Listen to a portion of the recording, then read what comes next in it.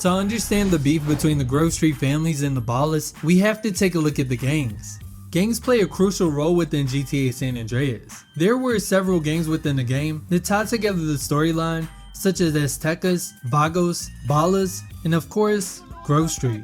Rockstar did an amazing job capturing the real life elements of the world. This was not limited to the cities, regions, and landmarks. The plot was based on numerous real life events during the 1990s, such as the violent street life of LA gangs, the crack era, the LAPD Rampart scandal, and the 1992 LA riots. So you would know that the beef between the Ballas and the families are based on the Bloods and Crips. So of course a lot of their history will come from the two gangs. The Grove Street families is a black American gang based on the Crips, while the Ballas are mainly based on the Blood street gang. To sum up all the history of the Bloods and Crips, pretty much the Crips got big, trying to bully everyone around the city into joining them.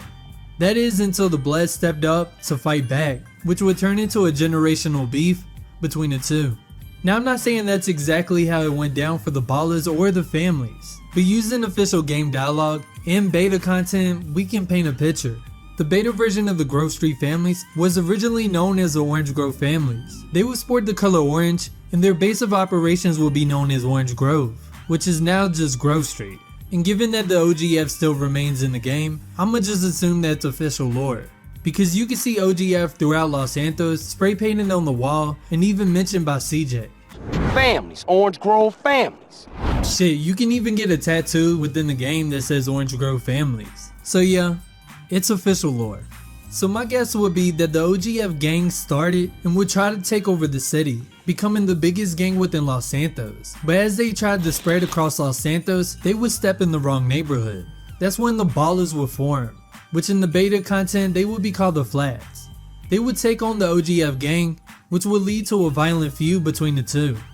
Now going strictly based off of dialogue, I would say that the Johnson family had prior membership to the family identity, meaning that the OGF gang would be passed down throughout family. So as the Balla gang grew, so would crime, which means they would be linked in to Crooked Police, other gangs, and even drugs, finding an easier way to get money and to up their firepower. While the OGF gang became the GSF led by Sweet, who refused to sell drugs, making the Grove Street gang weak and pretty much inactive by 1992. But the fall of the Grove Street families would turn into a bloodbath between the two groups. They would attack each other's families and would have multiple hits set out on each gang member. But that's not only it. The families would have an inside feud with other family sets, which would happen in real life with the Crip Street gang, and later on, even the Bloods would start to do this. But the beef between the families and Ballas go long before the events of 1992 or the events of Brian, which is CJ's little brother who died in 1987. But let me know how you think the Ballas and the families originally started and how they eventually led into a full-out war. This is your boy LS Central, checking out. Bitch! You said it. You know what I'm saying?